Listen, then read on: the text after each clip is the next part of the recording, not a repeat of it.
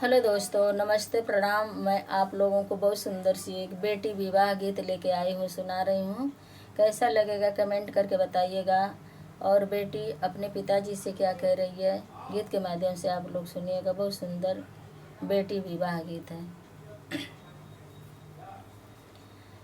सेनुरा बरन हम भैलिए पापा, अरे भैलिए पापा, अरे फूलवा बरन सुकुआरी रे ललनवा, अरे फूलवा बरन सुकुआरी रे ललनवा।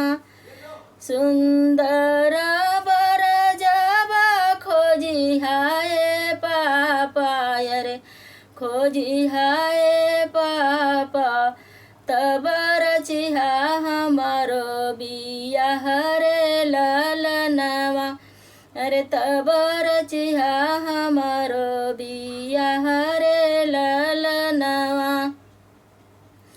पूर्व खोजली बेटी पश्चिम खोजली, अरे पश्चिम खोजली, अरे खोजी अइली देश सन सार रे ललनवा, अरे खोजी अइली देश सन सार रे ललनवा। तुहरे सरख बेटी बर नाही पवली, अरे बर नाही पवली, अरे अब बेटी रहबू कुंवारी रे ललनवा, अरे अब बेटी रहबू कुंवारी रे ललनवा।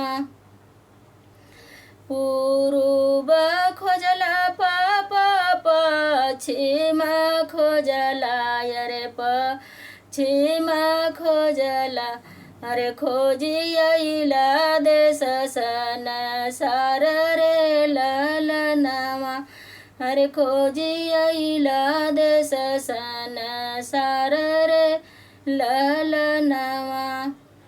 एक नाही खोजला पापा नग्रय जोधिया, अरे नग्रय जोधिया, अरे राजा दशरथ दरबार रे ललनवा, अरे राजा दशरथ दरबार रे ललनवा।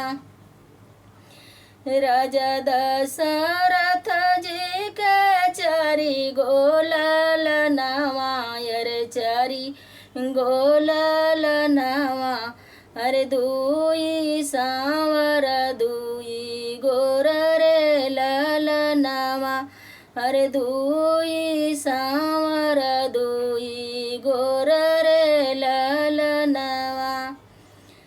जे करी कनी पापा देखी हा कुदरिया, अरे देखी हा कुदरिया, अरे वही बर तिलक चढ़ैहा रे ललनवा, अरे वही बरे तिलक चढ़ैहा रे ललनवा। सावर सावर जनी करिहा पापा, अरे जनी करिहा पापा हो, सावर सिरिय भगवान रे ललनवा, अरे सावर सिरिय भगवान रे ललनवा, अरे सावर सिरिय भगवान रे